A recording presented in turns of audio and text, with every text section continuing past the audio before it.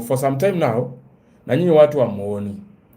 Mtu wa kwanza kusupport show ya Oga alikuwa Gachagua. To the extent that Gachagua ali-invite Oga kwake. Mnakumbuka? Nataka niwapeleke na rada. Okay? Easter Jabet, okay? I really don't know. Everyday challenge. It has been some time. Nataka niwapeleke pole na mnirekebishe. Na tuende pole. If you know, you know, but if you don't know, I will help you understand. Oga alikuwa friendly. Sawa, to everyone. To the extent that alikuwa na host our politicians sana. Kulikuwa pale Joho, juzi tumemwona Mike Sonko, na watu wengi tu. Akakuwa so friendly to the extent that alipenetrate mpaka akaingia kwa Gachagua. Kaenda kufanya interview zake pale, mambo ikakwaje. Baadaye hapo tukaona 800,000 imeletwa kutoka kwa Gachagua. Sijui kusupport what event. Looks so nice. This is so friendly. Then kukakuja ka idea ka hii match. So idea ya match haikukuwa ati hii match imeorganiziwa ati na Oga, what you think ati watu wamelipwa sijui 1200. That is a top player. Hakuna watu wamelipwa 1200.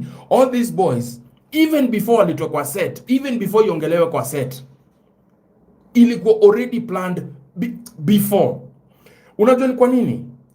Politicians wakiona straightforward hawawezi chukua, hawawezi kucontrol, hawawezi kukuambia kitu. Like sasa Gen Z wamejaa mbaya. Unaona wamejaa wapi? Wamejaa hapo hivyo kwa polls. Wanasema ni aje lazima tuchukue kura, hakuna atio nini. Mpaka wana question IEBC. So anything that you are telling these young men in terms of politics is not working. But if you can distract them, remember kuna kitu important sana Wakenya wamekuwa kiuliza. Why am I not in IEBC portal? Mbona nilichagua, nilisema nitapiga kura kwa stenje fulani na siyuko hiyo stenje? Mbona? Kenyans are questioning this. But now, questioning this is very critical. Because if kama siyuko kwa system palinafaa kupigia kura, automatically kura yangu ni null and void. Mnaelewa hivyo?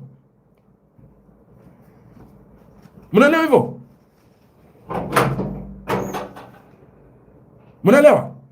Cheki, unaona kama umechukua kura yako ndani, the only mtu unaweza pigia anywhere ni president. Unaelewa? So yeye kura yake inahesabika sababu Wakenya wote wanapigia that specific president. But kama ni governor na hayuko constituency ya huyo governor ama yuko kwa hiyo county, does not make sense.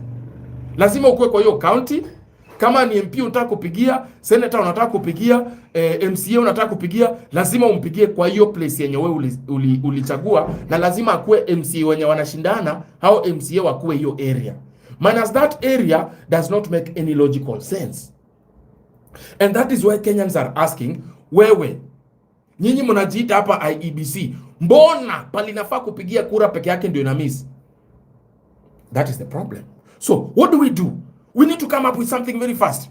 So he sits down the kinds of Itumbi, sits down the kind of this guy Chipukizi. Mfikirie haraka bwana, mfikirie. Influential. Oga, ule ukimpea pesa hizi kata. Very good. Sasa hiyo maneno mmepanga vizuri. Hiyo kila kitu iko sawa. The president called me. You are the first person when you heard of this, you told me, the hype man, the MC, the one and only, Oga Obize, Osingilinge Rabayo Sokoyo, in place, to the extent that before the match, na sijui mbona watu ni wajinga, ati wanasema aliongea after match. Aliongea after match gani? Aliongea before match ya Majembe na nini? Match ya Majembe na Mbavu Destroyer. Kwa nini? Because that was the most awaited match. That is when everybody is paying attention. Wale watu hata walikuwa wameboeka, hii match ni nini? Zimetuweka hapa, we tutaenda. Alingoja kabisa mpaka ikafika ile time yenye kila mtu ana pay attention. Ndio aka announce nini? Mr. President, I want to thank you. You are one of the people. When I announced of this thing, you came, you told me you are ready, you made that call. I want to thank you. I want to thank you. Mr. President, I am planning. There was nothing that Oga Obinna was planning. There was no match that he was organizing to happen at State House. No. Oga was announcing what has already been organized. If you think it's a joke, kataeni basi, mseme, hatutaki hostiwe State House, tuone kama itahostiwa kwingine. I can bet with my life on this. I can bet on my life on this. That has already been organized. Oga Obinna was not requesting for your suggestions, by the way. He was fooling you because he wants to make you look like you are part of you know, the game. You people, you are my people, you have created me, you are my fans, man. You know, I have to ask this because I cannot just do things without you. You tell me. No. This match was organized. It was financed. Remember, wacha nikukumbushe hapa hivi. Kuna matimu ya mavijana, majenzi, wakali sana. Walikuwa wanaenda wana host live pale X app ama Twitter ukipenda. Wakienda pale Twitter, wale vijana walikuwa na host more than 30,000 Kenyans, 40,000 Kenyans listening to serious discussions. Mnakumbuka? So, a few of them wakashikwa wakafinywa. Wenye waliogopa kufinywa walienda State House, wakahost. Mnakumbuka nini ilifanyika? MJ anasema unajifanyanga mjuaji, panda juu baba. Panda juu tuchanue. Hii ni platform ya kila mtu. Mimi unlike you, sina mauchungu na kupandisha juu. Kuja uongee watu wakusikie. Wewe JM, panda juu watu wakusikize pia wewe. Usiongee na machungu, si tunaongea na reasoning na tunaongea na statistics. Sasa kama wewe nakufanya unyeshe man, mimi siuzi pads. Itabidi umezoea. Okay? Ya itabidi tu umezoea. Wacha tusikie huyu jamaa. Guys, please put a round of applause together. Aya, JM changamka.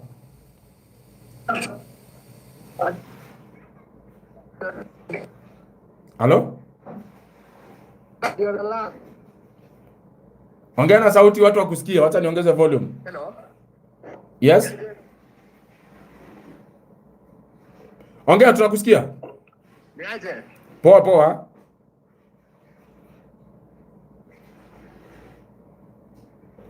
Bro, ongea. Slide yako. Hata sielewi kitu hiyo nasema. Unanisikia? Yeye nakusikia. Nakusikia. Nasema. Ndio nimeingia kwa live yako.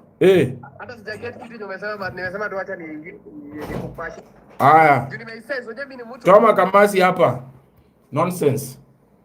So, wale vijana walikuwa na organize vitu pale X app. Mazee walikuwa wanazusha mbaya. Watu wengi wa Kenya walikuwa na kama wanakuwa hosted pale. Inakuwa normal discussion serious. And young men and politicians maka wakaanza infiltrate. It was that serious. So that thing was destroyed. The only people that were left, it's like the likes of akina Ngugi, nani mwingine mkubwa? Kuna Ngugi, kuna Oga Obinna, nani mwingine? But Ngugi, she's very straightforward about this, about the politics of Kenya, about the government of the day. She's very straightforward and she has been very vocal. So she's not good. And then Ngugi, she's not easily swayed. Ni afadhali akosa hiyo pesa lakini integrity yake ibakie pale. Ule mwanamke, big up on yourself Ngugi. So akaona we need to find another person that can still host because they thrive so much. Ukienda unatikingi president kila mahali anaenda, ukienda X app yake huwa ana stream. Okay? So we need someone that actually can infiltrate this. And who is that? Oga Obinna. So invite this guy. Tell him niaje. Kuna Range Rover hapo, ukitaka hii ni kitu gani utaendesha hii. Ukitaka hii Lexus utachukua hii, hakuna shida bwana. Wewe sasa namna gani? Si tuongee biashara. Him being a businessman, shallow minded, says it's business after all, yeah? I have been invited, there is a client of mine. I have to do business. But what Oga Obinna forgets is is you have a client, but who is the consumer? Having a client is one thing, but the consumer of the product that you're bringing from your client is also key. Because as a media personality, you don't take sides. You don't even show interest of taking sides. If you host, for example, Kashagwa, you're supposed to go head on. Kama Jeff Koinambes. Ukienda kwa Jeff Koinambes, atakuuliza maswali zenye hata zinakusinya. Despite the fact that wewe ni rafiki yake. Yeye anajua, Jeff Koinambes anajua, niko job. Bro, niko job. Mimi sikuulizi maswali kwa sababu nakuchukia, na kuuliza maswali sababu hii ni kazi yangu. Ulifanya hivi. Wewe ulichuna mbuzi masikio. Kwa nini ulipiga? Unaelewa? Straightforward. You don't have to cite. You don't have even to suggest anything. Don't. So, the highest bidder hapa ni nani? Ni Ruto. Kashagwa brings 800,000. Ruto brings 4 million. 2 million ni yako, alafu 2 million ni hawa vijana. Nimetuma nani? Nimetuma Jalango. Alafu ingine nimetuma huyu mzee anaitwa Oburu Oginga. Yes, sasa huyo akikuja hapo na akupake mafuta kidogo, aseme hiyo ni ya milioni ya imetoka hapa kwa ODM. Sasa sio maneno iko sawa, si namna hiyo mtoto wangu. Wewe fanya kazi. Wachana na maneno ya watu wewe. Wachana maneno ya watu. Let me tell you. This is organized.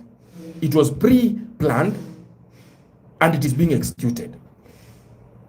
Let me tell you, sometime back hapa tuliongea na nyinyi nikamwambia, honestly damu yangu haipendi President Ruto. I fear President Ruto so much. Why? Because you don't joke with a planner. If you love your life, if you love your business, if you love what you are doing, don't ever cross path with a strategic planner. Ruto smiles even when he is insulted. But the guy is planning to kill you. He's smiling and he will even cool down the crowd and say, poleni sana bona. Mimi hapa basi najua nimekosea hapa, poleni. But he's planning to kill you. And trust me, he will kill you. That guy is no joke. Hesabu zake anafanyanga 1, 2, 3 before. And then he comes and smiles and behaves like he has not planned anything. Hako tu, we mtukane, we fanya nini. Then, boom, execution. Ndio maana unaona Oburu Oginga has nothing. He cannot say anything. Power. Lazima tupate power. Power tukienda boxing, watu wakipigana. Okay? Lazima tupate power. Would Kerry is saying, can you prove it? Kamama, relax. Kamama, just calm down. Nimekuambia hii comment section usinyeshe. Watu watakunyeshea, we Would Kerry. Watu watakunyeshea, sitaki unyeshewe hapa. Just hold on your periods. Ndakubaia pads, okay? Just hold on. Now, so the idea is this. Enda uambia watu, the next match itakuwa wapi? Itakuwa State House. So we sit down and think, hakuna meendambia watu, the match itakuwa State House. Wacha niambia watu, what do they think? Because at the end of the day, match ishakuwa organized. So in the next few months, what do you think? No, go announce the match will be in 1 month time. If everything goes well, the match will be in 1 month time and it will be at the State House. So you have to make sure that the key people, the likes of Majembe, huyu kijana amekuwa kilia sana, anaitwa nani huyu? There is this boy, anaitwa nani? There is this young man, anaitwa nani? Hebu niambieni. Alfayo amekuwa kiteta sana. So watu wenye wa Kenya pay attention to, bring them here. And then the guy anaenda even further kujimess vibaya. Ati skiza ati I will allow the president to stream on his social media and pay me. Bro, what the yani oga unafikiria kila mtu ni umbwa? Let me tell you, there is nothing royalties that Oga has over those fights. He has nothing. He's not a boxing company. He has nothing to do with those fights. He's just a media house. That is what he is. An organizer of the event, but not the owner. So he has no royalties. Anybody can stream and there is nothing, or actually he can do nothing about it. So the idea of him saying that the president will have to pay me for him to stream the royalties, there's no royalty. Bro, shapewa yako, sema thank you. Tulia. Hana royalties, hakuna. Nawaambia ukwe. Kwani mimi nawaambia kitu kama si niko kwa hii media? Si mimi nawaambia najua hizi rules. Let me tell you something. It is like mimi ni organize event. Niite MC Chris. Niache Kambro. Niende pale niite wewe Mwakio kuja. Wewe Hanabenta kuja. Baba Talisha kuja. Kujeni nyinyi wote. Tunaenda children's home. Hii children's home nataka tukuje hapo sisi wote tu organize ni birthday ya huyu, tutengeleze hapo, watu walete pesa, tutengelezea watoto kitu. And then I tell you, since I am the one who organized, these are my royalties, you cannot stream in children's homes. Bro, you are lying. You are lying. Which royalties? Which? Hakuna mambo na royalties hapo. Ati the president will stream so that kila mtu anaweza ona, everybody can watch. Yo, bro, please. Kuja nikufunze, Wacha nikwambie. Kuna kitu kingine inaitwa public relations. Public relationships, hii kitu unaachanga public iongee alafu wewe una echo. Sio wewe unaongea alafu the public to support you. Hapo ndio unajikaanga, kijana. Unaweza kuwa unavaa masuti na glasses na kulambalamba lips, but there are things you need to understand. You need the public to speak and you echo it. The public actually will 100% always support you. Lakini wewe ukiongea ati unataka kucontrol the public crowd venye ita act, you are in for it. Nadanganya ukweli? Nadanganya ama nasema ukweli? Wewe wa Kenya najua kuna watu mnaniwatch mmesoma. Niko sure I'm followed by people who have gone to school here. I know I have learned friends here. Am I saying the truth or I'm lying?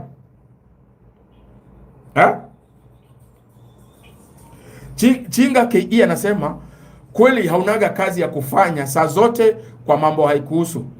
Chinga KE kama like nimesema, hii topic ni ya watu wazima, si ya watoto wadogo ambao wanafungwa pads.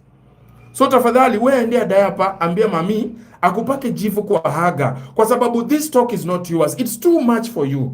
You cannot internalize this. You cannot ingest. You cannot actually digest the information I'm spilling out here. You will struggle. You will suffer. Your brain is going to break, my friend. Okay? Baba boy, please find a place, enda ukule jaba. Kunywa maji hapo, ununue. Naweza kakununulia bididi hapa. You know these ones. Naweza kakubaia vitu kama hizi ukuwa unakula. This one is not for you. Utanyesha hapa, please. Na ukihara, next time, find where adults are talking and shut up. It is not for you. This one you cannot handle. Let us continue. So, whatever Oga is doing, he's not asking for your suggestions. He's not planning for the next match. He is announcing. But his announcing is so foolishly structured to the extent now he expects the crowd to foolishly accept his requisitions.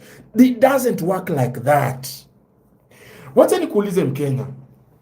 Na hivi ndio nakwambia, the likes of this kinyangarika hapa inaitwa sijui Chinga. Mtu anakuja kwako, anapata bro uko na 1,000. Anakupiga ngumi, anakupiga nyongolo, anachukua 1,000. Anaenda nayo. Unabaki umesota, hauna form. The same mtu anazunguka nyuma ya mtu, anakwambia niaje bro. Angelesha umso mwambie, manze pole, neza mpatia 10. Na dhawa yako imeenda. Akili so limited.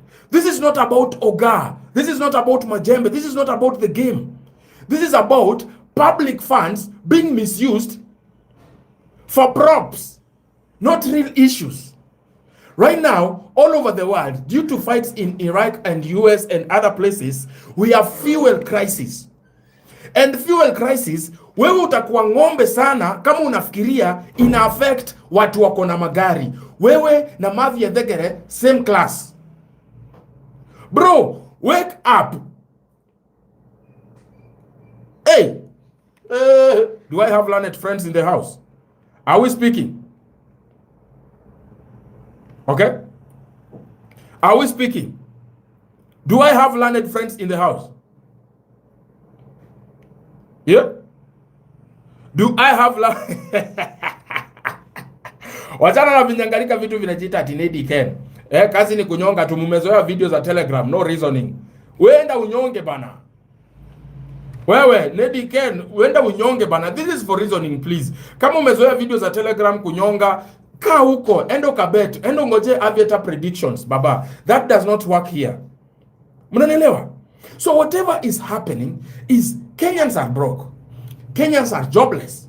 And Kenyans really want serious changes because everyone is being affected. Mafuta ikikosa, bei ya mkate inapanda. Mafuta ikipanda, bei ya chumvi inapanda. So hata Mkenya wa kawaida mwenye amezoea kupika na mafuta kwa stove, hiyo mafuta pia inapanda. So hai affect matajiri, watu wako na mafuta, ati wako na magari. Huyo labda hata hiyo mafuta ikipanda bado wako na pesa ya kufanya nini? Kufuel gari hata ikipanda. Lakini kuna wewe na mimi wenye mkate kipanda, you feel the pinch. So that is why you have to see this thing on a bigger spectrum. Not acha kijana amepata kichele buda. Kijana amepata kichele. Nini kijana amepata kichele. Okay, ubina anatengeleza pesa. Wewe unatengeleza nini? Buda, usikuje kunyesha mkundu hapa. Please, this one is for adults. It's for thinkers. It's for reasoners. Wewe na akili yako ya ugun, ngojea upewe contract ya kukuja kunipiga next time you see me outside. Sawa? Ngojea your contract. For now, this is not for you. You will burn your brain cells. Please. You will burn your brain cells. This is not for you.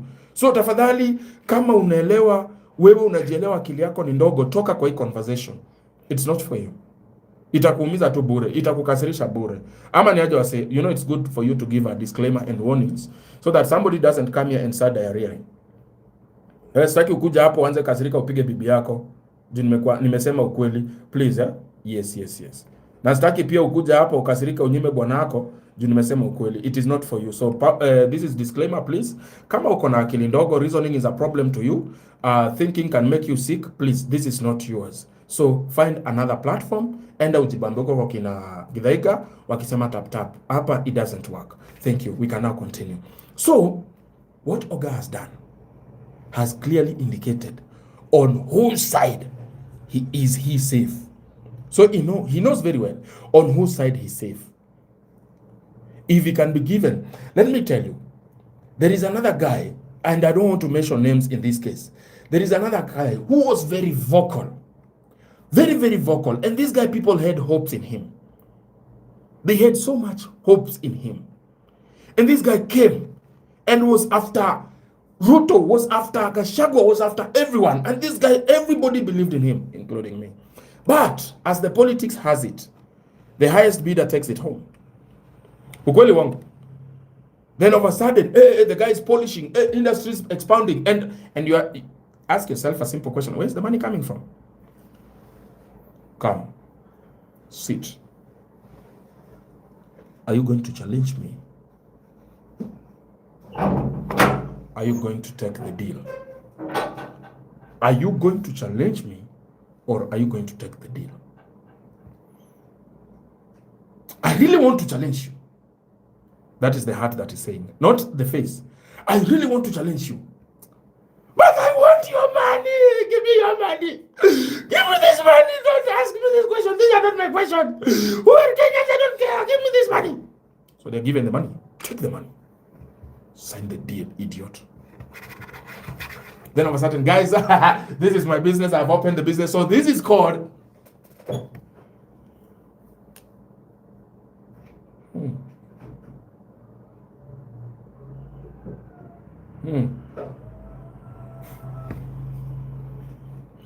Okay.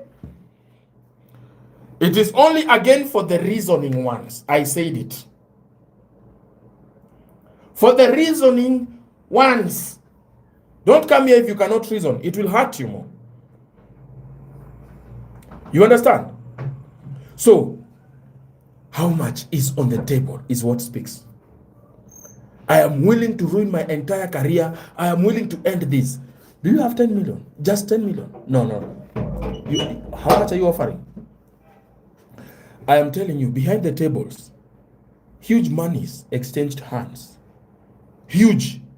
Whatever you see on social media is what your puppets. Unaona sasa Oga ni puppet. Oga ni controller wa puppets. So yeye ameshikwa kichwa, fanya hivi. Yes boss, fanya hivi. Yes boss, fanya hivi. Yes boss. And then utu tudolitu wake twakina majembe. We bro, umepewa gari. Hii gari zimetoka kwa president. Sasa wewe story ni gani bro?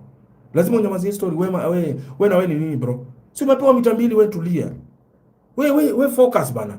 Aya, umeambiwa Kenya ukweli, utasaidika na nini? Enda uambie utasaidika na nini? Na ukicheza hii ni gava by the way. Ukicheza hii ni gava. Bro, ukicheza hii ni gava chunga. Ejejo. Wewe unajua ulinigonga njuanga wewe. Wewe ni fala sana. Kumbe ulikuwa umeka BBL mwanzo ukanisibisha na BBL alafu ukanigonga njuanga. Wewe kwenda huko wewe. Wewe kwenda huko. Hata nimeacha boxing, mimi nimeenda tu street fight sasa. Njuanga. Excuse me. This is all organized. That is why even before the annunciation of Mr. Njuanga leaving the streets, already Majembe has found a what? Another person to fight. It's called the Somali boy. Why? You are already done. Wewe umekula yako, wewe tembeza, aenda ujisaidie. Usipojisaidia hiyo ni yako. So the only thing that these guys can have, like the likes of Majembe, huyu Mbavu guy, the only thing they can do right now is actually to use that wave to grow their social media accounts and probably continue getting the advertisements of technophones.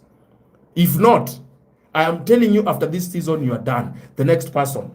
Mimi nataka nikuulize hivi. Kuna kakijana hapa kalienda Berlin. Kalienda kakijana ka skating. If indeed people really wanted to support talents, huyo kijana saa hii na kuambia he did not leave the country, the government not knowing. Wacha sasa nikwambie, if you think the government does not know where you are, what you do on daily routine, my brother, can I bring you up to speed? Now, if you doubt me, one day nikwambie pale huko na unitumie namba yako. Nikikosea pale huko, ujue na kudanganya. Nikikosea kukutumia map ya location pale exactly huko, ujue mimi nadanganyanga. Let me tell you. Unaona everyday routine activities unafanya, the government always monitors. How do I know? Because I have worked with the government. 100%. They know your moves, especially if you are a person of interest. Ushasikia person of interest? Ukisikia you are a person of interest to the government, please surrender yourself. Ama ukuwe na influence kama ya Kashagwa na ukuwe kichwa ngumu. They know where you are. The only fear is how the public will react should you try to arrest someone like Kashagwa. That is the only thing that is holding these people back. But assuming that atiwezi kuwa traced, unatumia katululu.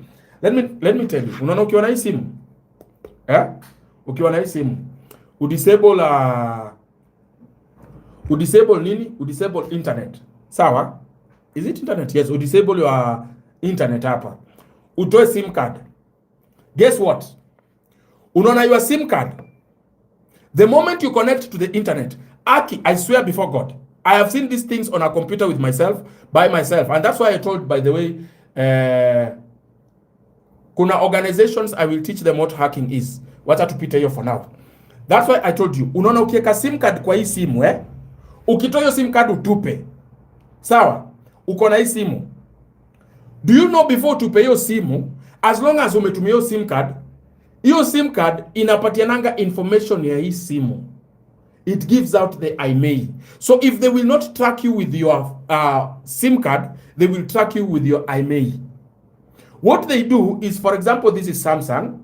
They will call Samsung as a government and they will instruct them, this gadget is lost and we are the ICC, we are looking for what for this gadget. Samsung will tell them the last location of this gadget because it still communicates to Samsung company. Unanielewa? Yes. So, I am telling you, Hata mimi ni venye gava hainitaki. But if they need me anytime, I am telling you, hapa utaona magari mpya na watu wa masuti wamekasirika kuliko sura zao. Anytime they can come for me if they want me. The only time I'm this confident, they don't need me. Who is this? What is this now? Acha apige mdomo na kuambia ukweli.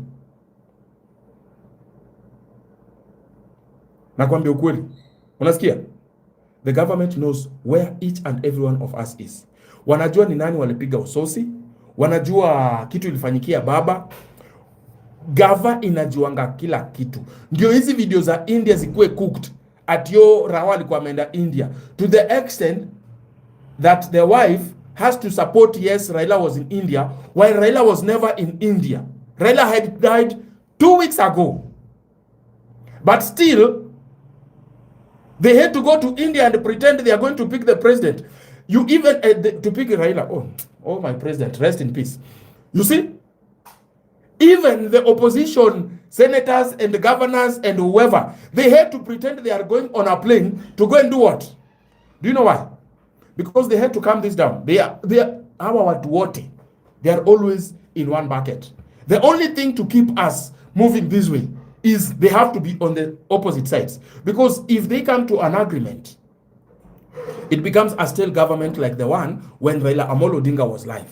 The moment he said, okay, let us come to a memorandum of agreement, it was stale. But now there is the young and upcoming Sifuna and Babu Wino and others. So we are still like, Babu amesema nini? Ruto amesema nini? Kashago amesema nini? So it's just a game on the screen everywhere. Uya kwapi. Kama nikwambie, sahi kama tuseme Kashago angekuwa serious, Sifuna angekuwa serious, huyu jamaa anaitwa nani, Kalonzo angekuwa serious, Matiang'i angekuwa serious, who is this other, and other politicians kama angekuwa serious, all of them, they are already supposed to be drafting. Wanafaa kuwa shamaliza kudraft nini? A memorandum of working. Wanafaa kuwa shatengeleza timu yao. Hakuna mtu ametengeleza timu isipokuwa Ruto peke yake. And is the sitting. But hao wengine ni ping pong. Tuko tu hapa. Nani atakuwa? Lakini nani akisimama? Sifuna akisimama. Sifuna ako na influence. Sifuna ako na influence ya wapi wewe? Sifuna mwana weru ako na influence ya Kakamega. Ako na influence ya Nairobi. Na si Nairobi yote. Usijidanganye. Si Nairobi yote. Unaelewa? Sasa hizi part mbili hauwezi niambia Sifuna ako na influence. Sifuna anafaa aende wapi? Huko northern part of Kenya. Inafaa aende huko Kisii. Inafaa aende hapa kwa Wakale huku. Anafaa ingia hapa Rift Valley. Anafaa aingie hapa Mlima. Anafaa aende sijui. Akisha ingia hizo area asikie sauti inasema nini? Kwa ground kunanuka mavigani, bas anaweza nyamba. But as for now, they are all ping pong. So they had to cool down. They had to come to an agreement. If you guys say what happened, you know what is going to happen. All of us are going to... This water, tunaenda kumia. There is going to be bloodshed.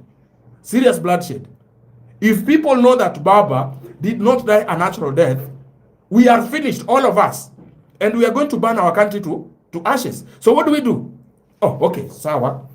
Ni sawa tu.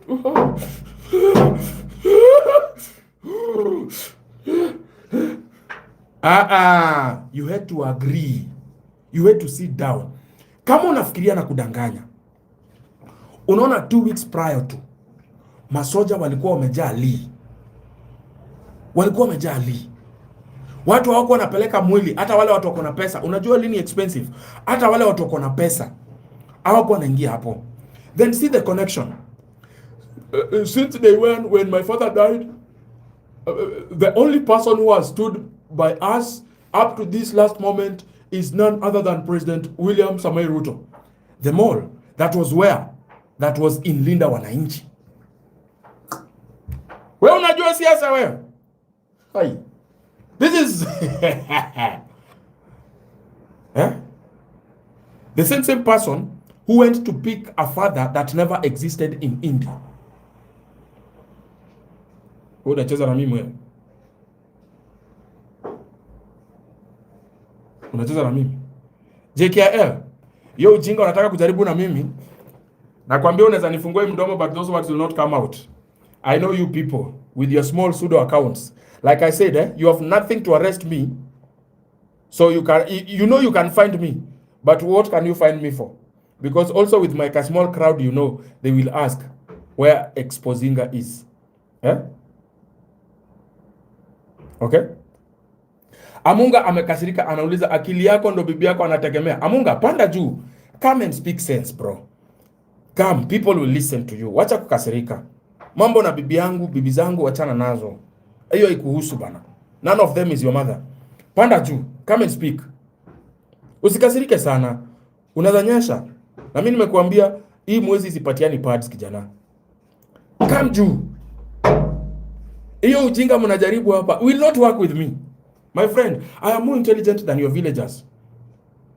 So sawa. And I am not trying to insult you. I'm just telling you your foolishness surpasses your village. And combined together, even if we sat for an exam, still I will beat your entire village. So 𝐾𝐈𝐿 and this Kinyangarika other one, it's called what? This other Kinyangarika called Amunga. Yes, you'll have to get used to that. I'm just intelligent. Sorry. You have to bear with me. My brains are burning. My cells are electrocuting. And you cannot stop me. I will just shock you. Anyway. So the thing is this. These guys are not serious who wants to be a president. Sometimes sacrifices need to be made. If you don't know, Raila has won to be president more than 3 times in this country. More than 3 times to be the president. But again, the thing is this. Should I burn my country down because I want to be the president? Or should I just say, okay, how much do you have? Because now I have the bargaining power. I have people who are ready to burn down your people. I have a country which is ready to pour and shed blood because of me. And maybe I will have flown out. So which one? Okay, we will give you this amount. Good. What's a year? 22. I'm telling you, Raila has won so many times. So many. That guy was not crying for that thing. He knew. But again, money is good. You look at your businesses. This guy will ruin your businesses. You look at your connections. Can I tell you something? Unaona how government officials, all their family members are working in the government. Why do you find it very difficult for you to get a slot in the government? Unless, what are you bringing to the government? But not the government itself. What are you bringing to this political regime? This current regime, what are you bringing? If you're not bringing anything, I am telling you, they even employ quacks who know nothing of a specific job. They will put them there and they will pay them salary in full as if they are learned. They will put idiots in charge to be in charge of people who have learned, who have gone to school. That is what they do. That is why it's very difficult for you to find job, any job, unaandika ya serikali. It is very difficult. You understand? It is very difficult kupanda. Kwa nini? Kupata. Kwa nini? Because they have to employ all their family members. When they are done, they are also friends whom they have to return favors. They have to do that. So that is why there are no jobs. Not because they are not really, there are no jobs. There are jobs. But are you qualified? Yes. You are qualified, yes. Oh, what do you mean you are qualified? I have the papers and I have experience of 10 years. No, that is not qualification. Are you my family member? Are we related? 2 things that control economy in this country is tribalism, nepotism. Those 2. Those are the ones that are actually affecting our economy.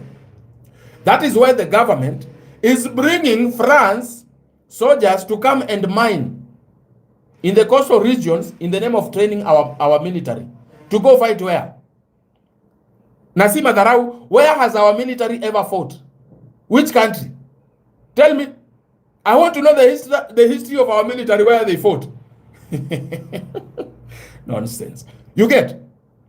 That is why Ikolomani gold mine, it is being mined. Watu chini wanapata mashamba zao ziko na mashimo, wajui ilichimbwa lini. Wajui? And nobody is saying anything.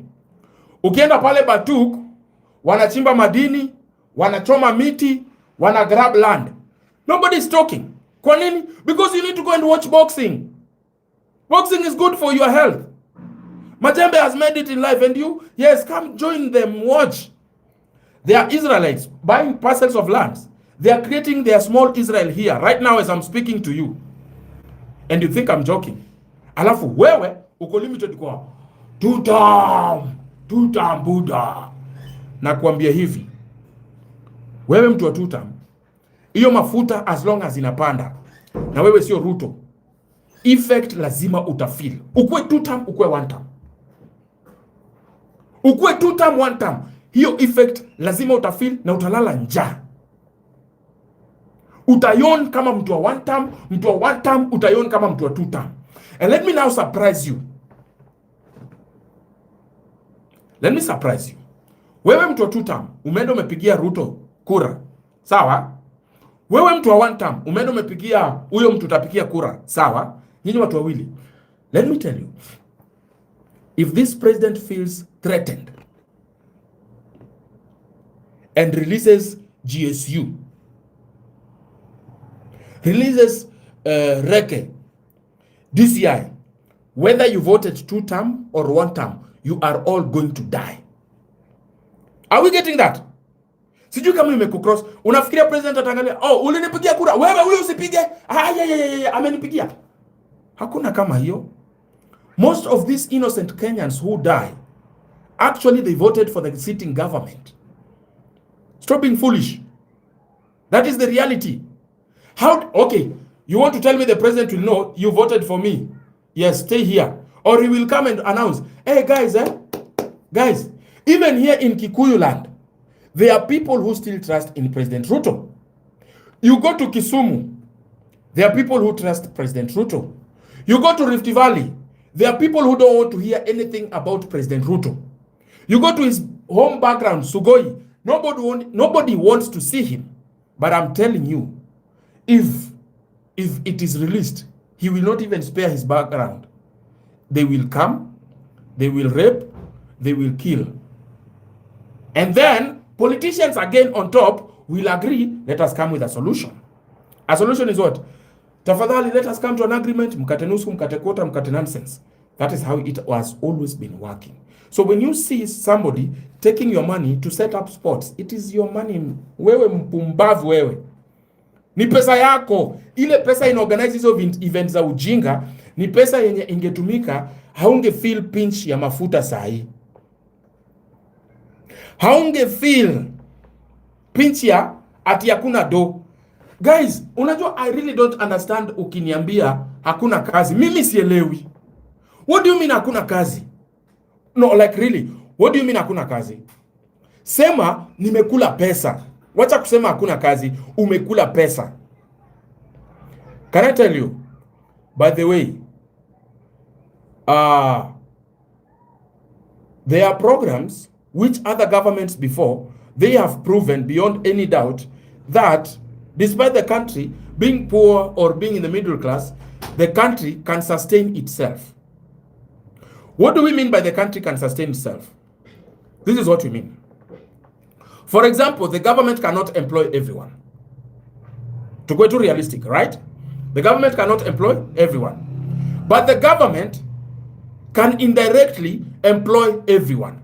In this aspect, giving out loans with the lowest interest. What does that do? It encourages personal, okay? Vua miwani. My friend, the problem is the glasses, yeah? Me, shida ni macho zinaniuma. And if you see these eyes are a little bit red, that's why I'm putting on my glasses, yeah? Yeah. So, number one, okay? Number one, you do this. Patiana loans with the lowest interest possible. Create an environment where people can do businesses. Reduce taxes on these businesses. Sasa, ensure that there is security for these businesses to run. Whether you have allowed other programs to run, these small things you're doing, they're the ones that employ the most people. And for a matter of fact, they are the ones that bring in the huge revenue. Unaona hizi biashara ndogo, unaona za mitumba, biashara za mama njugu, mama mboga, unaona hizo biashara. Hizo ndio uletea gava pesa mingi sana. Na hizo ndio pesa upotea hapa mingi sana. You understand?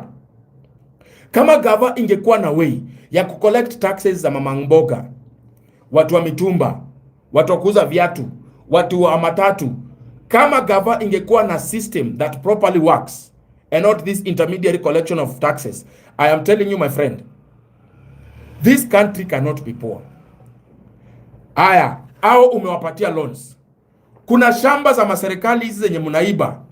Hizo shamba, if you partition them, give them to these young men, give them those small monies, wapatie irrigation system, weka solar.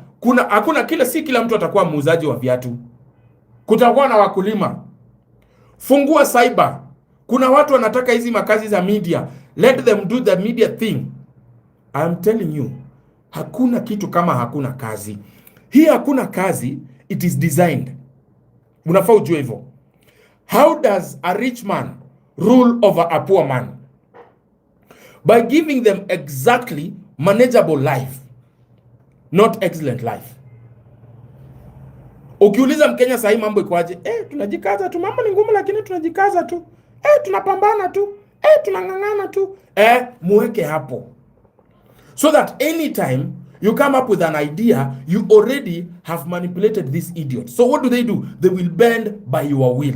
Tuko sawa? Nilisema hii ni ya wasomi. Nilisema ni ya wasomi mapema, msinikasirikie. Okay?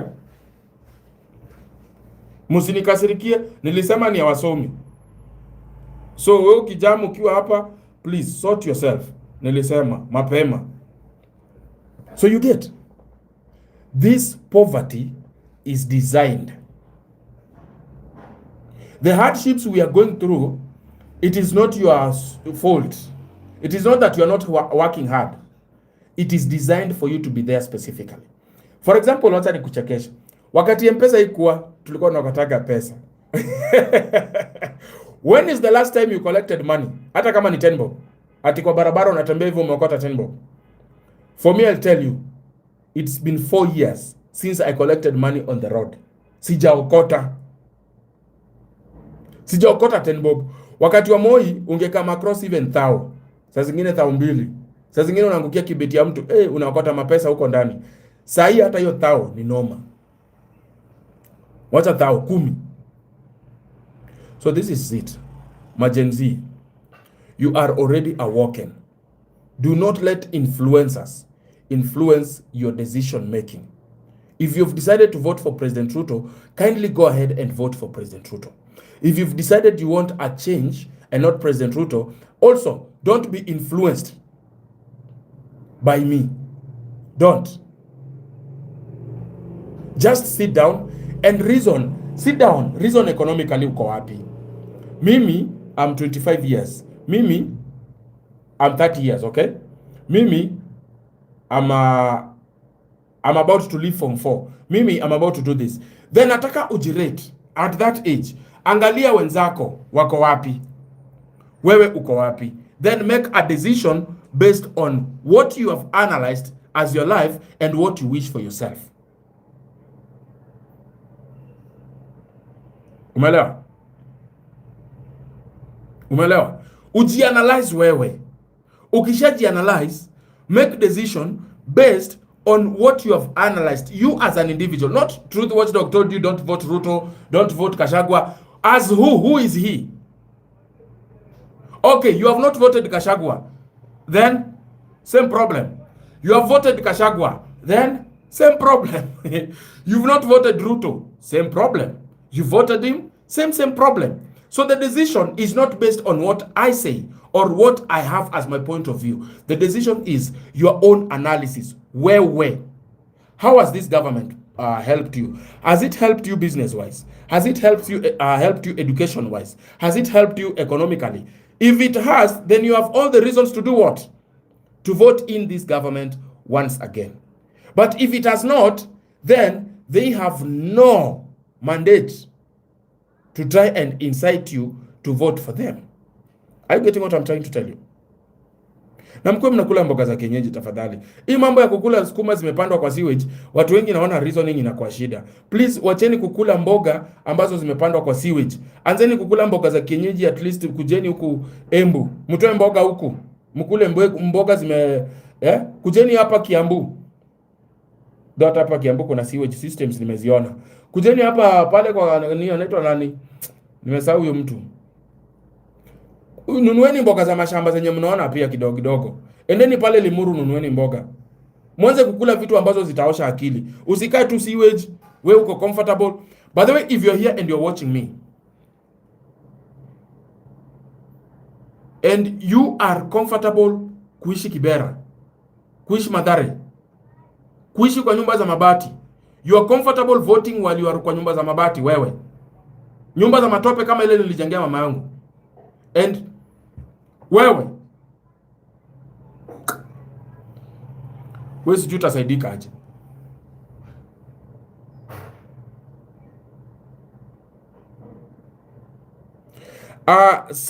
Samai Smeller, how can one tell a podcast or an influencer who has been bought? It's very easy, brother.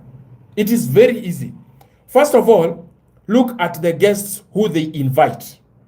And before a guest comes on TV, now it is live, you guys can watch. Like right now, there is always a communication. You get? They talk before the cameras. Before now, let us go live. They always talk. So, sometimes the host might not talk that which you might think this guy is on this side. No, but the host. The host can confuse you thinking that the host is neutral. But they bring guests who they coach what to speak about, and then they play like they are actually against that. But literally is to echo what they are saying so that they can continue expounding on what they are to talk about. So first of all, check the guests. If the guests ni hawa tu hivi, these are the people who can be told to say this, say that, say this. Ni kama Godhe wa Mgodhe ukimpata ako pale Vo State, ako pale nje ya ofisi ya governor.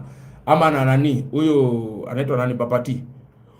Sakaja unaenda. It's just PR, It's PR. Number 2, you will see what they insist on. Who they speak as the most helpful to them is what we call hailing the king. They hail that which pays them. So it's very easy. And then you will find them very difficult to talk about the other side. If they are talking about the president right now, talking about Gachagua in the same light of the president, they will not want to talk about it. You get? Like, for example, it's not like, for example, I am very free. Hapa hakuna Mjaluo atanichukia, hakuna Mkikuyu atanichukia. Naweza kumbusha Wakikuyu. Mnakumbuka juzi, huyu Gachagua sasa anasema ado anyoba. Huyu Gachagua anasema dhayo. Mnakumbuka yeye wakiwa na Moses Kuria waliorganize goons wakakuja kwa shamba za Ruto hapa za Kenyatta hapa, wakachinja makondo zaidi ya 3000 nikiwa na warekodia live. Wakakata miti, sijui miti walikata miti mingi, hiyo ndio naweza waambia. Mpaka ukiona na overview miti zilibaki kipara.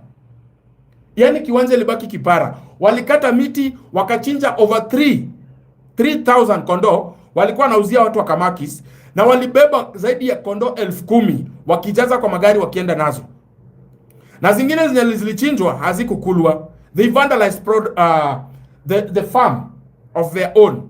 I am telling you, I was there, and I thank God the little Kikuyu that I have in my mouth saved me, because my face looks like a Luo lawyer. My face betrays me. But when I say, Joroge, how na okay, Joroge dekewe. Joroge modo akole uneke. Tiga, asha. No, neke u. Ishi akwa. They say, ishi akwa. They hold me home. They tell me you are one of us. But Gachagua and Moses Kuria, they organized young men who went there, and I'm telling you, shamba ya Hii shamba inaitwa Northlands. Hii shamba ni kubwa, imeshikana na Kinangop. Huoni mwisho. Shamba imeshikana na mawingu. Na hiyo sasa acha nikuchekeshe. Unaona kama unatumia hii Ruiru bypass hii. Ukienda ni kama unaenda Ruai. Hiyo shamba yote ni shamba ya first, hiyo barabara imepita hapo. Ni hao wameuzia serikali. Now let me tell you. Hiyo shamba ni kubwa na wanafanya free range ya hizi kondo za wazungu. Free range. It is a whole ranch. Ranch unaongea of about 20 acres. Hiyo ni ranch moja, ziko subdivided hivyo. Workers hawaendi kuangalia kondo na miguu. Workers wanatumia zile mapikipiki kali, wanatumia zile what do you call? Kuna hizo is it quadruplets or whatever that. Hiyo ya miguu ine wanatumia matrakta. I'm telling you it's big. Silage, hiyo silo hiyo yenye inaikuanga kwa molasses, alafu inakuja kupatiwa wanyama wakati wa kiangazi. Hiyo chakula. Walai ukianguka huko ndani unakufa na unasaulika. That is how big those silo pods are. The same place kuna airstrip. Kama hujaingia huko, mimi niliingia na nakwambia I saw all of these things. The same way kuna hizi groups of schools. Is it Brooklyn? Iko huku ndani. Hiyo shule watoto wanakujaga na hizi zinaitwa aje? Shule watoto wanakujanga na helicopter. Sikudanganyi. I am still staying in the same place. Shule huko watoto wanaendaga na helicopter. Wanadropiwa wanakujiwa na helicopter jioni. Paia watoto wanalipa 1 million. Huyo ndio analipa cheapest. Sawa? Sasa wewe fanya hesabu 3 times 1 million. Huyo mtoto analipa pesa ngapi? Wanalitonga na helicopter huko. Sikudanganyi. Now, hao watu walikuja ni bahati tu the former president pia yeye si kidogo wako na connection. Walienda wakaleta machineries. Watu wamevaa glasses za black. Zimewafinya mpaka huku unaweza ona line iko hivi, unaona? Walikuwa wamevaa hivi zimefinya.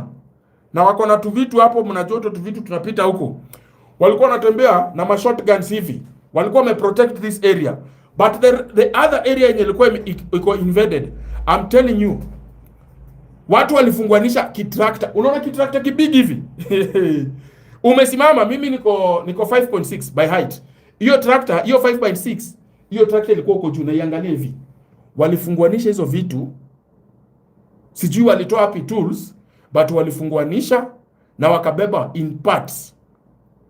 Hiyo kimulikia tractor tu kimzima, the body ndio iliwachwa. But the small parts nini mpaka mafuta zote zilibebwa. You get my point?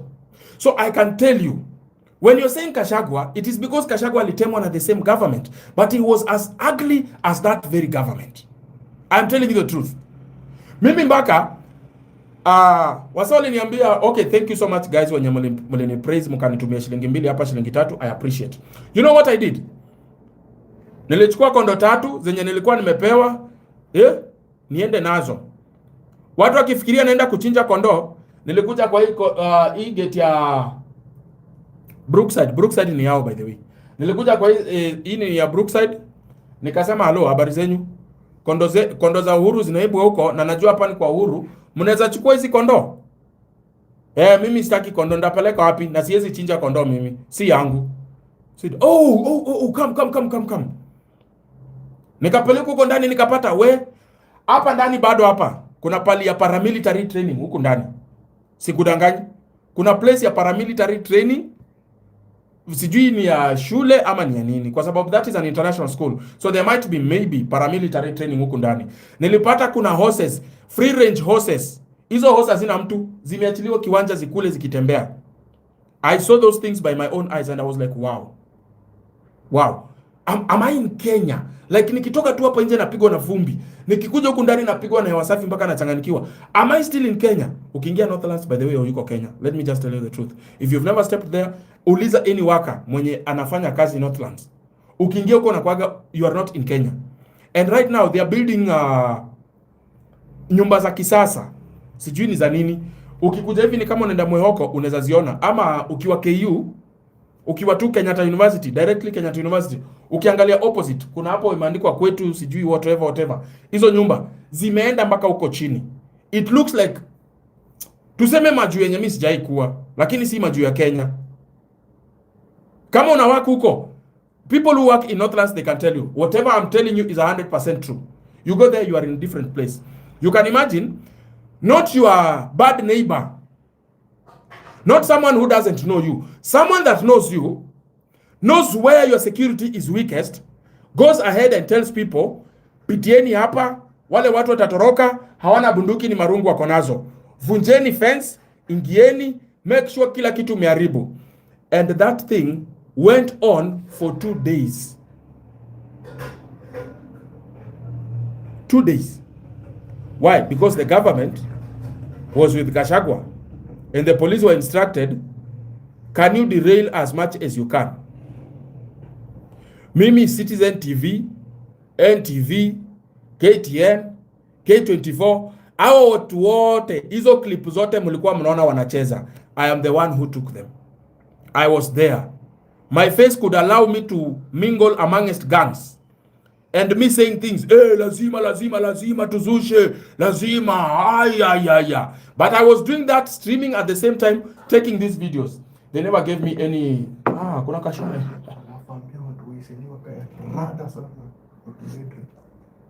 Watu wa Isili. Sawa, watu wa Isich mnaambiwa, by the way, mchunge mbaya, ni kubaya sana. Wasa wanapigwa makisu. Sawa. Na sijui hao vijana wadogo mbona mko hivyo. Wewe, kama mko Isili, muingie inbox muniambie shida ni gani. Sawa? Muingie muniambie shida ni gani. Kuna vijana wanapigana makisu huko na ni vijana wa Kenya. Kuna vijana wana host watu wa Al-Shabaab. Mnataka nini mavijana? Ni nini mbaya? Ni nini Kenya ijawapea? Ni vijana nyinyi, wacheni ya ujinga. Please, hii Kenya ni kubwa. You don't have to live in Isili tu. Unaweza toka Isili ukuje uishi hapa. Mimi I don't know, sijui ati walalo. Wewe kuja na hizo mawalalo zako uishi na mimi hapa. Mimi sina shida. Tafuta unga yako, mimi nitafuta yangu. Sisi wote hatuwezi kosa. Mwisho wa siku lazima utapata 10 yako, nitapata 10 yangu. Mnapigana makisu, mna invite Al-Shabaab, muharibu biashara. Kwa nini? Muone kwani inasaidia nini? Vijana wanapigana kwa makisu, by the way. I saw that story, I raised it. DCI walishika hawa vijana watatu, sijui kama waliwachilia, but that is wrong. We can always come to an agreement. Si gavana naumia, si politicians wanaumia. At the end of the day, wacheni niwaambie kitu li happen Kibera 2007. Wajaka, are you in the house? Waluya, are you in the house? Wanubi, are you in the house? Wajaka, Waluya, Wanubi wa Kisii. Hizo makabila zote zilishikana against the Kikuyu community. Wakafukuza landlords, wakafukuza mama mboga. Ndio nilijua kumbe Kikuyu wanauzanga omena hata wanaonja ikiwa mbichi.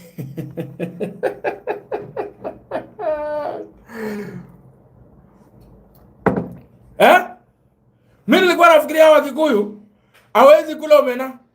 Wanakula mpaka mbichi, wanakuambia mano bear.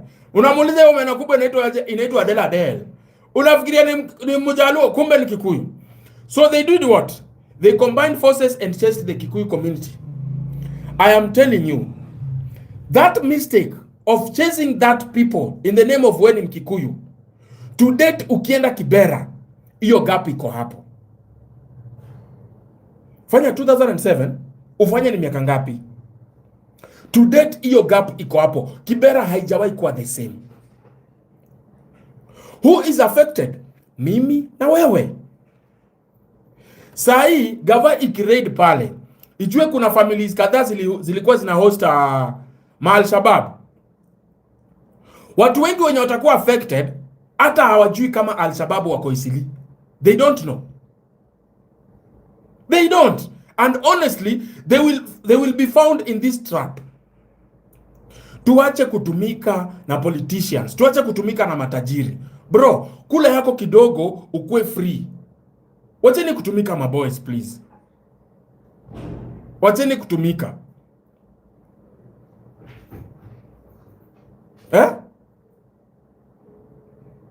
Wacheni kutumika. Mimi nakwambia, usiwahi fikiria ati umepatiwa 10,000 leo ukuje upige watchdog, ukuje upige expozinga. That will make you rich. It will make you rich for a very short time. Hiyo ndio itaisha bro. Umeniua, hakuna mtu mwingine utaua. Labda mimi ndio nilikuwa naleta nyanya hapo. Mimi ndio nilikuwa naleta mboga hapo. Juu umeniua, hata familia yangu imeogopa, inasema hatutauza nyanya huko tena. Hatutauza mboga huko. Bro, utakula mavi yako. Please. Let us stop this. It is not okay. Stabbing others, killing one another, it is not okay. If you have a disagreement, mimi usema hivi. Mimi nikiwa na hasira na mwanaume fulani, na nijue naweza patana na mwanaume, namwambianga bro, tutapigana, sikudanganyi tutapigana. Naenda na wewe, tunakunja ngumi, tunalimana. The way we used to do in high schools. We used to do that even.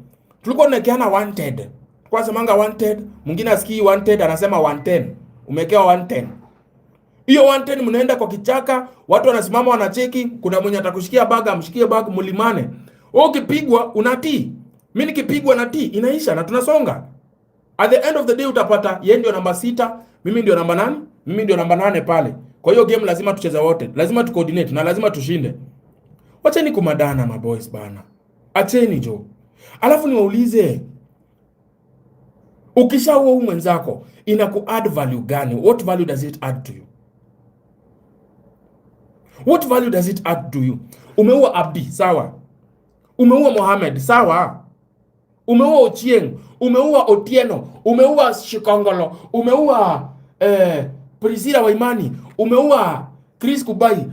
Sawa, sawa. What value does it add to you? Bro, utapaki na ubweke. Utabaki unajiblame. Na mwenye amekufanya ufanye hiyo kitu, maybe ni hasira yako ya ujinga, yenye haikusaidii, doesn't add any value. Huyo politician atakulipa for how long? Ukishikwa atashow up. So please, young men, mimi na wabeg tu.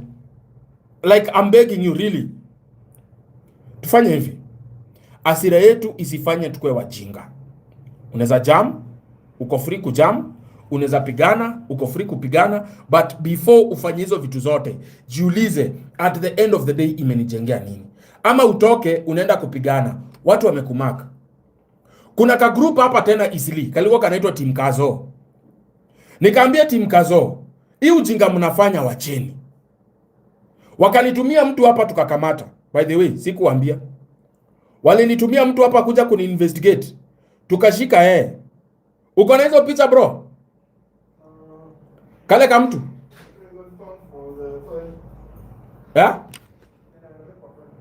Unaelewa? Walinitumia ka mtu hapa. Atika kuja kuni-investigate. Kitu yenye hakuwa anajua, si kila mtu TikTok anayap tu. Bro, jua mtu kwa ground. Nikasema Team Kazo, hii ujinga mnafanya wacheni. Sasa hivi wanaguruma bado watu wa Isli. Bado Team Kazo wanaguruma. Walikuwa untouchable. Au ukiongea hivi wanakuja, wanakushika, wanaenda wanakufirisha. Mwanzo wanakutinya mkundu bana. Gani hizi mabro? Mnafanyaje na nyinyi ni magangster? First of all, let me tell you. To be a gangster, you must be straight if you are a man. That is rule number 1. Si nimewambia mimi niko na marende. I know all these rendes. Number 1, lazima ukue straight. Uwezi kuwa unaangalia majembe, unaona ako na BBL. Wewe sio gangster, wewe ni goon. Unaona? They send us this guy to investigate us. Tulimshika, tukachukua simu, tukamweka hapo. Sema majina yako, unatoka wapi, nani amekutuma. Jamaa alikuwa anatetemeka, mikono zilikuwa zimetoka sweat. Hakuamini. Hakujua amejileta kichinjio. Ndio huyu, this is the guy they sent. Ajifanye mtu wa Uber amepotea, anatafuta watchdog. And when we caught up with him, okay? And when we caught up with him, do you know what happened? My team decided we should do away with him na apotee. I said no. We need to know the trail. Where did it come from? So we released him and he took us back to Team Kazo. Wewe watu wa Isli na wauliza, Team Kazo bado wanawasumbua? Kwani hakuna mtu wa Isli hapa? Bado wanasumbua. Calvo, wewe unakaa isili ama unasema tu Because I know people who came to my inbox, a lot of people, and they were like, hey bro, talk about this thing. I'm like, who is Team Kazo? By the way, to be honest, sikuwa najifanya, and I was not disrespecting that gang. Mimi, I had never heard of something called Team Kazo. Sikuwa, na haikuwa madharau. Nilikuwa nauliza juu, sijui Team Kazo ni nini, I don't know. So when I looked at them, I was like, no, brothers, you don't do this. No. You don't do this. Huh? You don't do this. Unafikiria ni kwa nini wametulia? Because I don't promise what I can't deliver. Trust me. You don't want to care who I am, what I am. I am nothing. Mimi ni katu wewe. But trust me, I don't promise what I can't deliver. Just know that way. Sawa? So the thing is this. Unawakia huyu politician. Does this politician really value you? Nyinyi watu wa Team Kazo, mlikuwa mnatumika na Aden Duale. Does he really value you? Bro, wakati mmeshikwa, mbona mnakuja kuteta? Mbona mnanitumia tu message bro, iza ya nini? Mimi hujanikosea. Umekosea your fellow walalo. Bro, umekosea Waislamu wenzako. Umekosea hao mnaita Somali sijui wenzako. Mimi sihusiki, hakuna kitu menduia, mimi sina noma nawe. Ni nini unafanya? Stop this. At the end of the day, wacha nikuambie. Wakenya namsikia hii. Hii ni ukweli. Hatuwezi ishi bila walalo. Hatuwezi ishi bila wajaluo. Hatuwezi ishi bila wakisii. Hatuwezi ishi bila waluya. Wote sisi hapa. Everybody is playing a role. You just don't know how or how directly. But everybody is playing their role. So sisi wote tunahitajiana. Not because we have to vote out Ruto. Or we have to vote in siju whoever. No. We all need one another. Mimi wacha nikwambie. Wakati nimeenda huko Kakamega kusika mamangu juzi. Guess who is the owner of hizo masanduku za wafu? Ni walalo. Guess who is supplying gas? Walalo hawa. Nilikutana mpaka na Wahindi huko. Wanaongea Kiluya. Nafikiria ndasengenya mjinga. Ananiambia walalo. What? What did you say? Ati walalo. We, bro, umjana sikia Kiluya.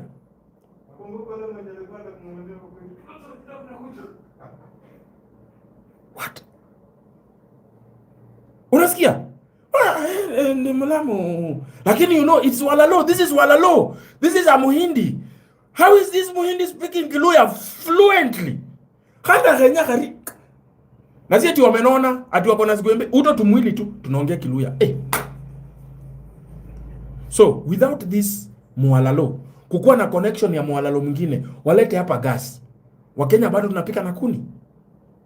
So, everybody is playing their role.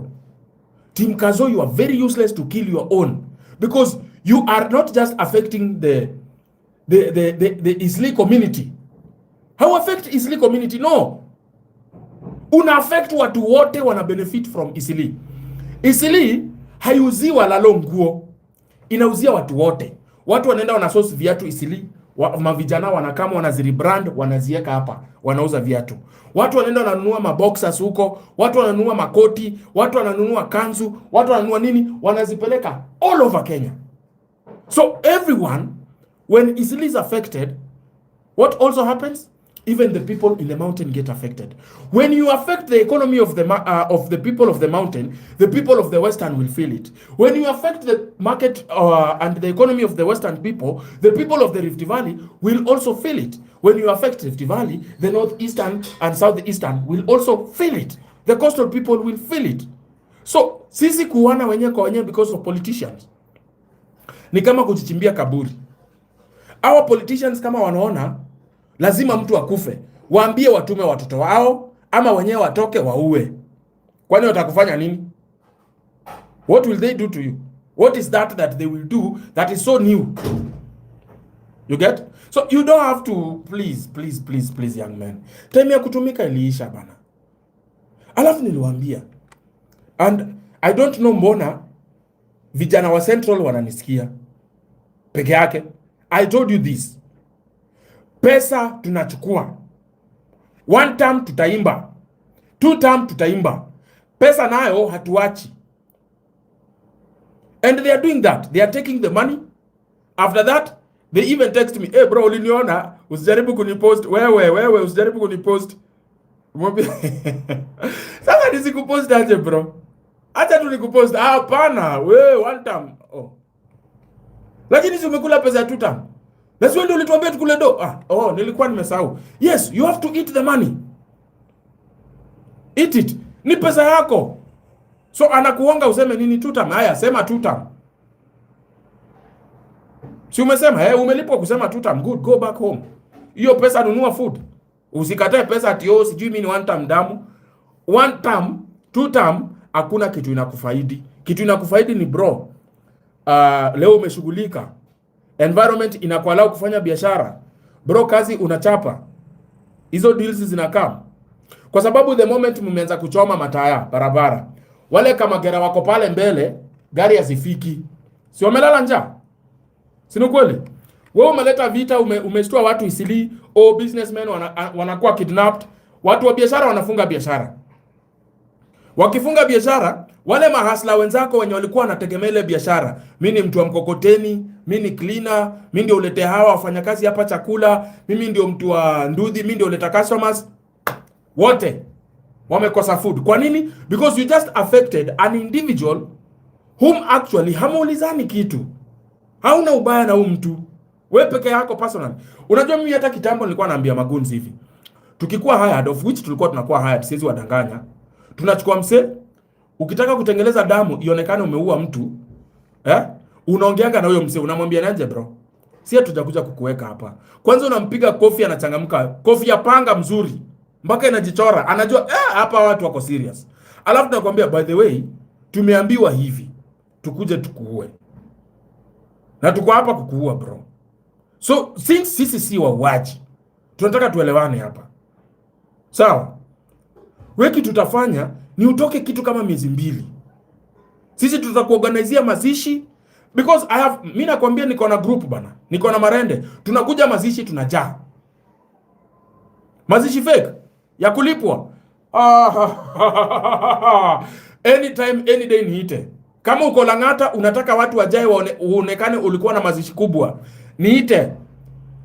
Nitakwambia wewe leta 100,000 na kuja na watu. Trust me. Tunakuja hapo kama tunalia mpaka tunatoa bubbles kwa mapua. Kama uko na harusi unataka ionekane harusi yako iko na watu wengi, you call me. It doesn't matter which part of the country. Nitakuorganizia, utatupata huko na tutajaa. I am telling you. This is how you make blood look real blood. Chukua food color. Alafu chukua mayai.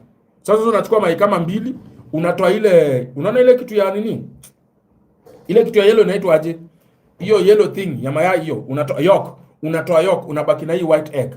Hii white egg unachukua unga ngano kidogo na maji. Una mix, unaongezanga food color kidogo.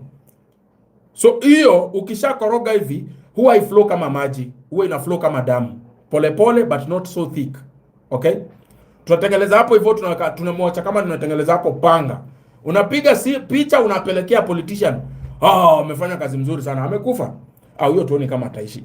Huyo akiishi ni Mungu wake. Na sidhani kama atairudi tena. Huyo ameenda. No need of killing people, man. There is no need. You don't get anything in killing people. Let me tell you. You don't get anything. You just add so much burden. Because hizi vitu ukifanya, unafikiria gaweni mnoma. But with time, it will catch up with you. Ndio maana unachikia wase huko wanakuwa machizi. Kuna watu wamefanya, walikuwa tu watu wazuri. Over sudden mtu akafanya tu vitu hapa, watu wako haijua amefanya. Jamaa tu anachizi, anaanza kuongea peke yake. Siku hizi anatembea uchi, analala nje kama mbwa, haujui nini ilifanyika. Some of these things that you do. Mnanielewa? Let us be very cautious, young men. Our watu, let me tell you. Who told you Gachagua sleeps? Who told you Ruto sleeps? Unajua wewe, wacha nikwambie, unashibanga unakaa hivi kwa kiti. Unasikia kajoto kidogo na bro unalala. Like cha ukweli unalala na si tukujifanya umekula ka ugali kako hapo. Kajoto kamekupiga una doze na umeenda. Na sio pretense. That is because Hauna mzigo yote unabeba. Oh, kuna hawa watu wananisumbua. Oh, nilifanya hizi. Oh, who is on my case? Oh, nani anaweza kuwa anataka kuniua? You have no those things. You just sleep. Peace of mind is everything, brother. Money can buy a lot of things, but peace of mind, it can't. That one is your own choice. So sometimes, wacheni bana. Tujipende wa Kenya, sawa? Msitumike unaona sasa kama ugaubina as I wind up, because I have to finish this. Nilianza mapema. Nilianza 6. Nilianza 6:50 hapo. Wacha niwaambie wa Kenya. This is something I need you to understand. Ukiwai allow a politician to use you once, you have no option. You will be used forever. Signing a deal with a politician is signing a deal with the devil. They'll make sure they have something on you that if consciously or subconsciously say no, they will pull out something and they'll tell you, do you want this out? No, you want this out. Okay, if you don't want this out, shh, go work. And at that time, the environment is so hostile for you, but what do you have to do? You'll have to go and work, because if you don't, number one, your future might be ruined forever for something you did, and they had to keep that record for you. So tafadhali, let us be very, very, very cautious, mayut. Kutumika jo zi. Ama yutu wenye mlikuwa Kisumu mkapiga usosi, labda si make sense. But najua wewe ni maskini, nitakwambia tu kweli. Najua wewe ni maskini, najua hauna kazi, ndio maana unatumika. Ungekuwa na kazi yako, uko na pesa yako, haungeacha biashara yako uende upigane na watu. Uende upige mtu. Ati nimefunga kazi juu kuna 200 hapa. Nimefunga kazi juu kuna 500 ama 1000. Haungeacha biashara yako imekuletea 1000 zako 3 per day ama 5000 uende kupiga mtu juu kuna 1000 mahali. Haungeacha. I know you guys are idle. You are being used like dogs. Nyinyi mkiambiwa boxy. Sa. Mnaenda mkiumauma watu. Please, and I beg. Young men, in life there is no two ways. You can either choose to grow slowly, and I am a good example hapa. Mimi siharakishi, sina haraka. Naenda tu polepole. Najisukuma tu kama mjinga. Nikifika hiyo area, utasema tu, Mungu asante nilifika hapo. Mungu asante, this is how far I've come. Pole tu. So I want to urge every single Kenyan out there. Tafadhali, tujipende. Na tupende wenye wako next to us. Wewe ukigonjeka Ruto atakusaidia. Ukigonjeka huyo mtu mwenye mlipatana naye kwa barabara mkisema tutam atakusaidia. One time atakusaidia. Mtu atakusaidia ni ujirani. Mtu atakukopesha ni mtu mwenye unaishi na yeye. Huyo mwenye anauza hapo chini. Huyo ndio mnafaa kuangaliana vizuri. Mnafaa kupendana. Ukisikia Wajaluo wanakujiwa, nyinyi kama Wakikuyu, can you round up those Luos and say you have to go through us? You want to kill them? Yes, go through us. Ukisikia kuna Wakikuyu ati ni target ya watu, you Luos, can you round up? Tell these other Luos, you have to pass through us. If you have to kill these Kikuyus, you are not going to kill them. What wrong have they done to you? What did they take from you? You get? If it is niliona vibaya sana. Huyo kijana mwenye alikuwa anadungwa kisu, watu wanaangalia tu. There is only one Muslim lady who was saying no. Watu wengine manywele ngumu wanaume. Wenye mungelima vijana tu kofi 3, kila mtu kofi moja wangefikiria. Mnaangalia tu mtoto akiwawa ni walalo wacha wauane. No. Hakuna mtu iwalalo, acha nikwambie. Hakuna mtu Mkikuyu, hakuna mtu Mjaluo. Hawa wote ni watoto. Na ukirekebisha hawa watu hii hapa saa hii, kesho huyo mtu hii atakufaidi ama atafaidi mtoto wako. Good always comes back. Sikudanganyi. Just do good and watch. It will always come back to you. So mjipende, tujipende. Politicians tutafikiria, but as for now, Wakenya tujipende. Kuanzia sasa mpaka 2027. Kwanza nataka tuanzishe movement ya tujipende. Na nataka mni support. Tuanzishe movement ya tujipende. Tukishajipenda, hakuna religion, hakuna tribe, hakuna sijui who is rich, who is not. We will always speak in one voice. And trust me, people who love themselves, people who care about themselves, people who put themselves before any other thing, I'm telling you, they are so dangerous. They are so dangerous. Unajua nikishikanisha watu 200 hapa, niseme kila mtu toa 1,000, tunaenda kupatia Edith Muhongo 50,000 I expand biashara yake ya nguo. Twende kwa Angle Teacher, tumpatie 50,000 I expand biashara yake ya kupiga picha. Do you know watu waine tunaweza wabadilishia maisha, not because we are large, but because 200 people believed in themselves. 30 people believed in themselves. They believed they come before any other person or any other thing. Do you know it can change? Hizi makanisa hizi zenye zimejaa huku, nilikuwa naambia Prophet War, badala ya kumeka wafuasi wako maskini, ukiwadanganya hapa wakiomba madeni na huku. Unajua hawa watu, the way unaambia wanachanga 400 million in 2 weeks na wanafikisha. Hawa watu unajua each and every one of them, you can create a very big market for products here. You can make very many rich people from this. Badala ya kuwafalisha hizi masuti. Hii michango tunasema next 2 weeks tunaenda kutengeleza tabernacle ya Mungu. Na hiyo tabernacle ya Mungu ni tunafanya audit ya kanisa. Tunajua hawa watu kwa hii kanisa tuko na watu 5,000 maskini. Raise 400 million. Hii 400 million, the tabernacle we are going to create is this.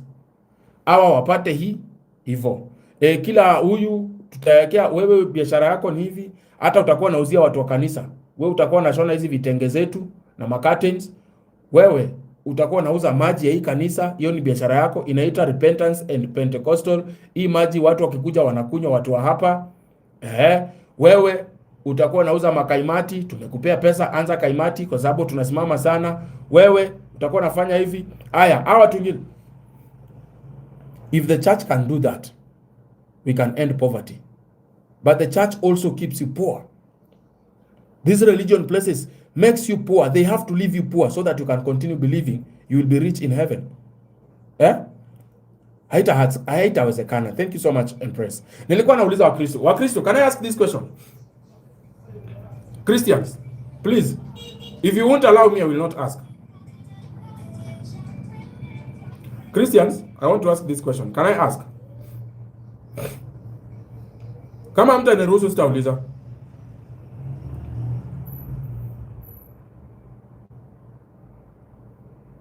I can ask. Okay. It is true that Christians are waiting for the second coming of Jesus Christ. Si ni kweli? Aya. Recently, we had what they call Easter. And on Easter, people are creating their own crosses and pretending they are enacting the event that happened to remember. Is that remembrance or is that mockery? Wakristo nataka mnijibu swali. Is that mocking the death of the very person Christians kill?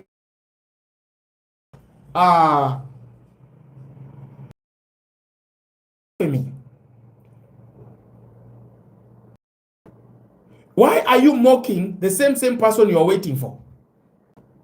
Well, imagine it is Jesus coming. And then Jesus realizes there is also somebody on the cross. He has not been beaten. There are no holes. Amefungwa na makamba huko. Alafu akienda kuanguka anaruka anaanza kupiga watu mateke. Kwani what are you doing? Sasa imagine Yesu amekuja. Elo raba makadara. Tulikuwa tunakumbusha watu ulicrucifiwa hivi, alafu ukakufa. Yesu tulikuwa tunaona tu ni vizuri. How is that remembrance? That is direct mockery. You are mocking the death of the very person you're waiting for. That is why he's not coming back. You will die waiting. You will die waiting. You see? What are you doing? Unafanya nini hapo tu? Nimeambiwa mimi ni act kama Yesu. Umeambiwa act kama Yesu? Yesu alikuwa na act? Lakini nimeambiwa ni act kama Yesu, nionyesha watu wa Yesu wenye alikufa. Aya, I want to ask you people. It is not some are mockery. Killian, we have had our family members die. When is the last time you acted how your father died? How your grandfather died? How your auntie died? How your relative died? Why are you not acting to teach your children, this is how your mother died, this is how your father died? Why are you not acting that way to teach them? Because death is not a joke, and you don't make fun out of it. What you people are doing is nothing to do with remembrance. You people are mocking Jesus. The same person you're waiting for is the same person you're mocking. And you expect it. Now imagine, Jesus comes on Easter. Will he appreciate, oh, you are acting like me? Oh, the way I was crucified. Wow, you have a talent. And how will you come down there? You will jump. Oh, this is wonderful. So you are acting how I died. You're doing a good job.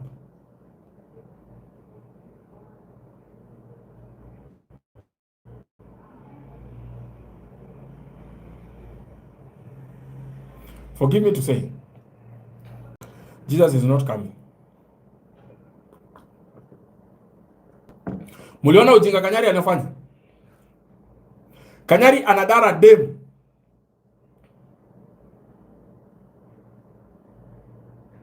Hao ndio mapasta mnangoja waashe in Yesu.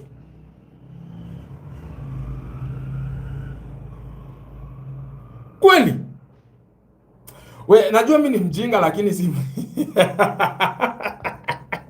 sio mjinga yo level. Meli onge, panda juu. Usikasirike hapo, Meli onge anasema niko na ujinga. Panda juu nieleze ujinga yangu. Mimi nataka unielezee kama mtoto, nielewe. Sawa, Meli? Wewe unajifanya uko na Yesu umeokoka, wacha hasira. Panda juu unieleze kama mtoto mjinga, niweze kuelewa. This is not mockery. To me, you are mocking Jesus. And that's why Yesu ako busy. Alikuwa kama jana anachukua toothpick. Wanasema kama na kama. Okay. We, Judas, enda unichomea nyama nyingine. Choma kakota. Na kambuzi, kambuzi. Ukiwa hapa chini bado naomba Yesu akuje. Uwe mtu and then you mock them.